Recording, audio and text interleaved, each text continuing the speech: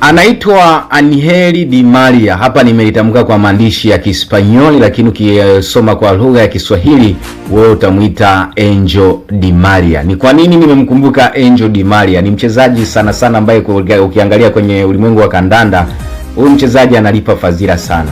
Ukiangalia maisha yake na jinsi ambavyo alikuwa anapita na vilabu kadhaa kutoka barani Ulaya, utagundua kwamba Angel Di Maria ni mchezaji ambaye analipa fadhila. Kwa maana ni mchezaji ambaye analipa mema, na Angel Di Maria ukimtazama kiundani zaidi kulingana na maisha yake ya kandanda jinsi alivyokuwa, ni mchezaji ambaye hataki kufanywa mambo mabaya. Angel Di Maria alianza maisha yake ya kusakata kandanda kwenye soka la kulipwa mnamo mwaka 2005 pale kwenye klabu ya Rosario Central pale nchini Argentina.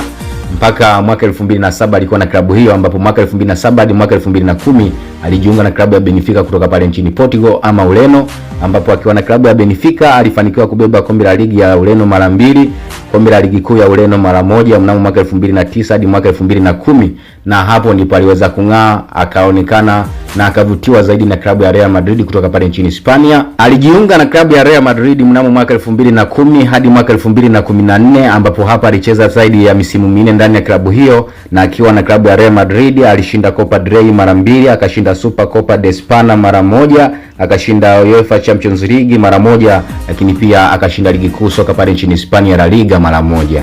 The Red Devils Manchester United, mashetani hao wekundu kutoka England, walianza kumvutia waya Angel Di Maria mnamo mwaka 2014 hadi mwaka 2015. Angel Di Maria akiwa chini ya kocha Luis van Gaal, maisha yake alikuwa sio, kwa maana hakufanikiwa kubeba kikombe cha aina yoyote ndani ya kikosi hicho, na inasemekana Angel Di Maria na Luis van Gaal zilikuwa ziendani kabisa. Waswahili wanamsema usemao maisha ni popote. Angel Di Maria kutoka mwaka 2015 hadi mwaka 2022 alijiunga na kikosi cha PSG kutoka pale nchini Ufaransa, na ambako akiwa na kikosi hicho cha PSG alifanikiwa kubeba ligi kuu ya Ufaransa ligi 1 mara 5, akabeba kombe la ligi ya Ufaransa mara 4, akabeba Super Cup ya Ufaransa mara 5, na hapa ndipo aliweza kung'aa Angel Di Maria akiwa na kikosi hicho cha PSG, ambako alihudumu zaidi ya misimu 7 akiwa na kikosi hicho cha PSG kutoka pale nchini Ufaransa. Bibi Kizee wa Tuliani Juventus ilitamani huduma ya Argentina huyo, lakini maisha ya Angel Di Maria yalikuwa magumu chini ya kocha Massimiliano Allegri, na hapo ndipo aliweza kuhudumu msimu mmoja tu tangu mwaka 2022 hadi mwaka 2023.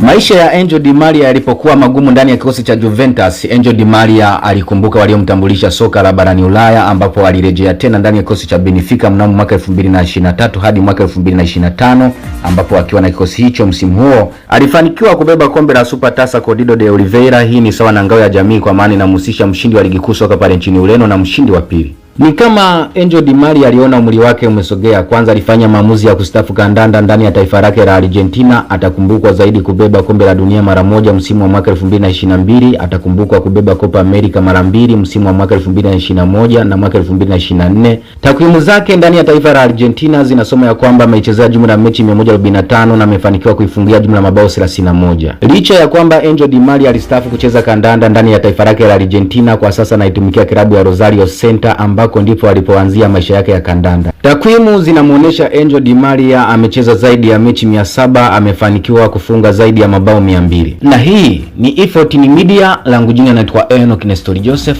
Baresi.